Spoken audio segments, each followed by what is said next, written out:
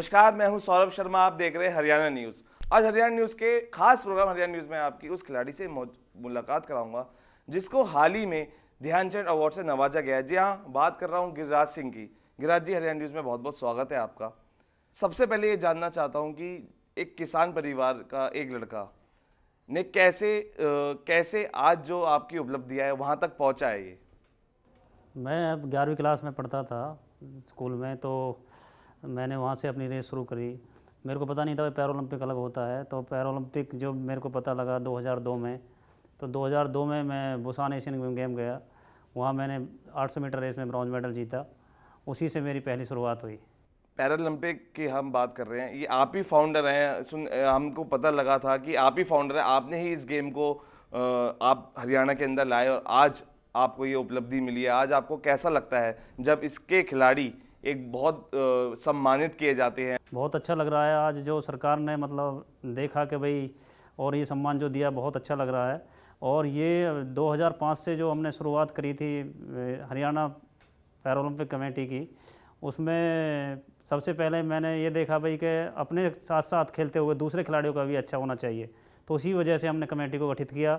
Committee ने 2008 में national game करवाए फरीदाबाद, और 2010 में पंचकुला में नेशनल गेम करवाए। और आज ये बिल्कुल बराबर का हरियाणा में बिल्कुल बराबर कर दिया है। कैश अवार्ड, नौकरियां सब बिल्कुल इक्वल कर दिया हरियाणा सरकार ने। तो जान चाहेंगे, जब पैरालंपिक जो गेम है इसको आपको क्या लगता है सरकार कितना सपोर्ट कर रही है और करती आपको किया है सरकार ने सपोर्ट इस गेम के लिए? देखो, हरियाणा सरकार पूरा सपोर्ट कर रही है खिलाड़ियों को, इसमें कोई दो राय नहीं है। हम हरियाणा सरकार से अभी सीएम साहब से भी मिले जाके, तो उन्होंने बिल्कुल जो हमने मांगा वही दिया। और ऐसा है कि सरकार हरियाणा जो कर रही है वो कोई भी स्टेट नहीं कर रही है। हरियाणा सरकार बहुत अच्छा कर रही है पैरा ओलंपिक के लिए। अभी हाल ही में हमारे 3 लड़कों को जो एशियन गेम में मेडल ले गए, उनको सरकारी नौकरी दी है। और ये पहला राज्य है जो किसी विकलांग खिलाड़ियों को सरकारी नौकरी कोच की दी गई है। आपको ध्यानचंद अवार्ड के लिए बहुत बहुत शुभकामनाएं हम दे रहे हैं। आपको हाल ही में नवाजा गया है ध्यानचंद अवार्ड से, तो कैसा लगता है, कैसी फीलिंग आती है? क्योंकि आप जिस गेम के फाउंडर हैं और आज आपको सबसे सम्मानित अवार्ड से नवाजा गया है। मेरे को बहुत खुशी हो रही है और बहुत ही मेरे को अच्छा लग रहा है कि मेरे को ये अवार्ड जो पहले ही मिल जाना चाहिए था, अर्जुन अवार्ड, मेरी उपलब्धियों को देखते हैं। लेकिन कोई बात नहीं, जब जागो जभी सवेरे वाली बात है। और मेरे को आज इतना खुश हो रहा है कि मैंने जो खिलाड़ियों के लिए मेरे परफॉर्मेंस को देखते हुए सरकार ने मेरे को इस अवार्ड से नवाजा। बहुत अच्छा लग रहा है। आपकी कई उपलब्धियां रही है नेशनल इंटरनेशनल दोनों लेवल पे, और आपने अभी बताया कि आपको बहुत पहले मिल जाना चाहिए था। क्या आपको लगता है कि क्या आपके साथ कहीं ना कहीं नाइंसाफ़ी हुई है आपकी उपलब्धियों को देखते हुए? आपके जो मेडल्स हैं, आपके पास खाते में कई गोल्ड मेडल्स भी हैं, तो क्या आपको लग रहा है कि आपके साथ कहीं ना कहीं नाइंसाफ़ी हुई है? देखो, मैं इसमें कंट्रोवर्सी में तो जाना नहीं चाहूँगा, लेकिन ऐसा मेरे को महसूस हुआ, मैंने 2005 या 6 में मेरे को अर्जुन अवार्ड मिल जाना चाहिए था। अब जिस तरीके से आपकी उपलब्धियां हैं और अब जो आपको ध्यानचंद अवार्ड से नवाजा जा रहा है, देखा जाता है कि कहीं ना कहीं आपको हरियाणा सरकार में कई लोगों को जिसको सम्मानित किए गए हैं, अवार्ड्स मिले हैं, उपलब्धियों को देखते हुए हरियाणा पुलिस में नौकरियां मिली हैं। तो आपको क्या लगता है कि आपके साथ काफ़ी देरी हो गई है? क्योंकि मुझे लगता नहीं है आपको अभी तक आपकी उपलब्धियों को देखते हरियाणा पुलिस में कोई एक अच्छी पोस्ट दी गई है। हरियाणा पुलिस में तो नहीं कह सकते, लेकिन सरकार ने अभी जो हाल ही में हरियाणा सरकार ने बोला है कि भाई जो पैरा ओलंपिक और ओलंपिक के खिलाड़ियों को जो जिस लेवल पे मेडल लेके आएगा उसी लेवल से उसको नौकरी दी जाएगी। वो 4 विभाग हैं हरियाणा सरकार के, स्पोर्ट्स के 4 विभाग, जिसमें एजुकेशन भी है और अपना पुलिस का भी महकमा है, गृह है और स्पोर्ट्स है। आपको कौन सा जिम्मा सौंपा गया है आपकी उपलब्धियों को देखते हुए? मेरी उपलब्धियों को देखते हुए मैंने स्पोर्ट्स के हिसाब से मेरे को नौकरी तो नहीं है, लेकिन मैंने स्पोर्ट्स का मेरी नौकरी से कोई लेना देना नहीं है। मैं एक जेवीटी टीचर हूँ, और मैं एजुकेशन विभाग में हूँ हरियाणा में। लेकिन मैं जो चाहता हूँ कि भाई जैसे मैंने इसको शुरू किया, तो पैरा ओलंपिक में हमारे जैसे आदमी को, जिसने ऐसे किया, उसको स्पोर्ट्स में लेना चाहिए कोई भी पोस्ट पे, जो आगे जाके और इसको अच्छा, क्योंकि हम ही जान सकते हैं पैरा ओलंपिक का दर्द क्या है, और पैरा ओलंपिक के बारे में भी हम जान सकते हैं भाई किसकी कौन सी कैटेगरी है और किसको क्या ज़रूरत है। देखिए, हर किसी के पीछे जब कोई नई शुरुआत होती है, स्ट्रगल भी रहता है, क्रिटिसिज्म भी रहता है। आपको कितना स्ट्रगल करना पड़ा यहाँ तक आने के लिए? ये तो आपने बहुत अच्छी बात पूछी है। मेरे को बहुत ही इसमें स्ट्रगल करना पड़ा और बहुत ही मतलब इसमें मेहनत की है। जब कुछ नहीं होते उन सरकार के पास जाते थे। 2003 2004 में भी जब अपना चौटाला जी थे तो उन्होंने हमारी एक शुरुआत की थी, शुरू से चाहे कुछ अंतर को लेके की।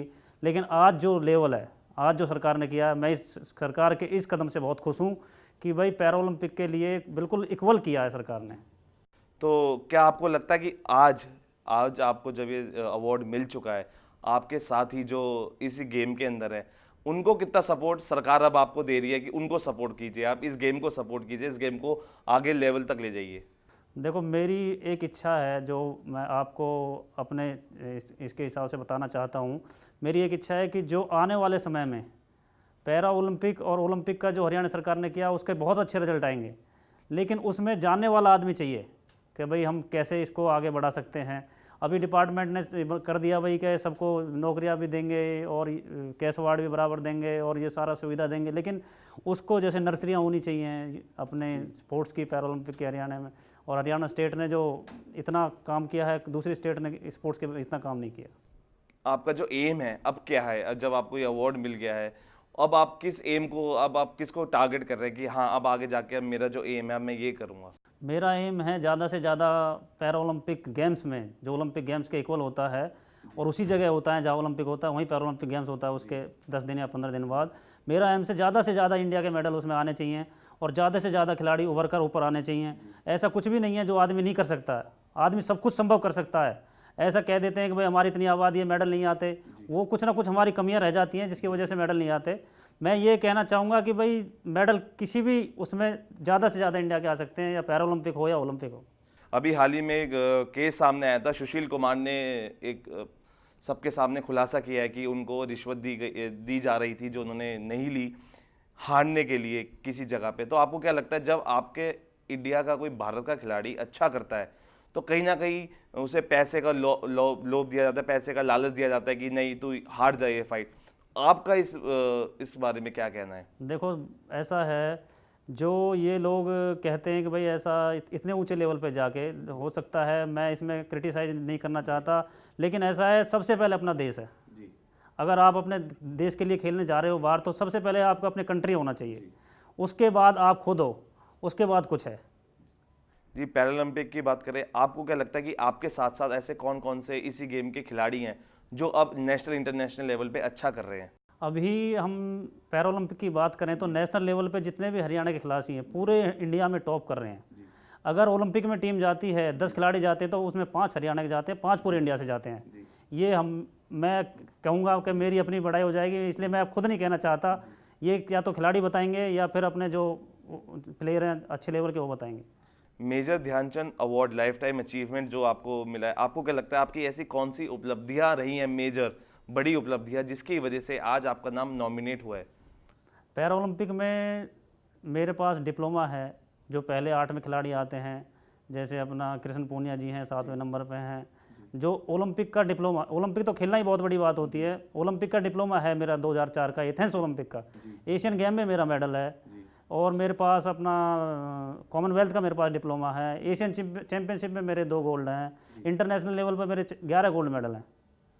तो कहीं आपको लगता नहीं कि आपका नाम बहुत पहले ही सजेस्ट कर देना चाहिए था? आपको ये जो अवार्ड अब दिया जा रहा है, आप फाउंडर भी रहे हैं, आपने इस गेम के लिए काफ़ी वर्क भी किया है, मेहनत भी की है, स्ट्रगल भी किया है, वो टाइम स्पेंड किया है जिसको एक खिलाड़ी को पूरा देना चाहिए, पूरा समय आपने इस खेल को दिया है, और बहुत देरी हो गई है आपको इस अवार्ड को देने में। आपका क्या कहना है? मेरा इसमें यही कहना है, तब देखो मैं इस टाइम बहुत खुश हूँ कि सरकार ने 15 साल बाद दिया, जब अवार्ड दिया, ये बहुत अच्छी बात है।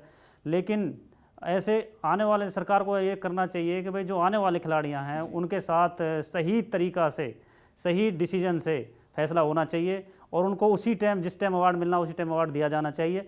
और ऐसा है कि देखो, पैरा ओलंपिक की बात करें तो पैरा ओलंपिक में हरियाणा आज भी इंडिया में सबसे नंबर 1 है, और अपने आप में ओलंपिक में जो डिप्लोमा आदमी लेता है वो बहुत बड़ी बात हो जाती है, और ओलंपिक खेलना ही अपने आप में बहुत बड़ी बात है। तो अब आपका ये कहना है कि कहीं ना कहीं जब ये अवार्ड की किसी को तुलना की जाए इस अवार्ड को देने की, तो उसको उसकी उपलब्धियों को देखते हुए और जल्द से जल्द दिया जाए ताकि उसको और बढ़ावा मिले और वो और अच्छा करे। तो कहीं ना कहीं आपको लगता है कि जब ये अवार्ड अब दिए जाते हैं 15-15 साल के करियर के बाद, और कई उपलब्धियां आप हासिल कर चुके होते हैं, कहीं ना कहीं जस्टिस नहीं हो पाता है कई खिलाड़ियों के साथ इन अवार्ड को देने में। बिल्कुल ठीक, सही बात बोली आपने। कई बार ऐसा हो जाता है कि जो अच्छे लेवल के खिलाड़ी हैं वो कई बार रह जाते हैं, और उनकी जो उपलब्धियों को देखते हुए सर, जो अपनी कमेटी है, जो भी अपने लोग हैं जो इसका डिसीजन लेते हैं, उनको इस पे ध्यान देना चाहिए। जो खिलाड़ी है उसको उस खिलाड़ी के साथ उसी हिसाब से, अपने हिसाब को देखते हुए उसके हिसाब से उसका फैसला करना चाहिए। मैं तो ये कहता हूँ जो खिलाड़ी हैं उनको, जो अच्छे खिलाड़ी हैं उन्हीं को अवार्ड मिलना चाहिए जो इसके लायक हैं। तो आपने बीच में ऐसा अपने नाम को सजेशन को लेके कोई कभी वर्क नहीं किया, कभी सरकार से मिले हो और सरकार से आपका आपके जो कोच रहे हैं और आपके उन्होंने आगे आपका नाम दिया हो और आपको उस नाम को आगे नहीं ले जाया गया हो, कभी ऐसा आपने फेस किया है? मैंने अपने 2005 में अर्जुन अवार्ड के लिए फार्म अप्लाई किया था। उसमें मैं नहीं कुछ कह सकता भाई क्या हुआ क्या नहीं हुआ, लेकिन अभी मैंने इतने साल बाद, अभी मैं बिजी था भाई खिलाड़ियों के कुछ करने के लिए। जो मैंने बीच में काम किया वो खाली पैरालंपिक कमेटी ऑफ हरियाणा और खिलाड़ियों के लिए किया है। उसमें हमको चंडीगढ़ भी जाना पड़ता है, वो तो आपने बताया, स्ट्रगल करना पड़ता है, सब कुछ है, वो तो आप सब जानते हैं कि भाई कितनी तपस्या करनी पड़ती है, कितनी मेहनत करनी पड़ती है। जैसा आपने बताया पैरालंपिक जो गेम है उसमें हरियाणा में जो ये टीम है काफ़ी अच्छा परफॉर्म कर रही है भारत के अंदर। अब कितना स्ट्रगल आपको फिर दोबारा करना पड़ रहा है, क्योंकि आप एक मुकाम पे पहुंच गए हैं या आपको अवार्ड मिल चुका है। अब जो आने वाले खिलाड़ी हैं उनको भी क्या आपकी तरह स्ट्रगल करना है, या आप उसको एक नए मुकाम पे ले जाके उनको उनका जो स्ट्रगल है वो कम करेंगे? वो उनका स्ट्रगल तो अभी बहुत कम हो जाएगा, जो हमने स्ट्रगल किया है उनको नहीं करना पड़ेगा। ये तो हम आपको विश्वास दिलाते हैं कि भाई जो हमने स्ट्रगल किया है वो उनको नहीं करना पड़ेगा, और उनको अपनी प्रैक्टिस पे ही ध्यान देना होगा, और उनको अपना किसी भी चीज़ से कोई मतलब नहीं, प्रैक्टिस करनी है, मेडल जीतने। तो जब आपने ये शुरुआत की, जब आप अकेले थे, अकेले फाइट कर रहे थे, अब उन खिलाड़ियों के साथ आप सामने खड़ के फाइट करेंगे। छोटे से यहाँ पे हम ब्रेक लेंगे, यहाँ वक्त है एक छोटे से ब्रेक का। ब्रेक के बाद भी जारी रहेगी गिरिराज सिंह से खास बातचीत।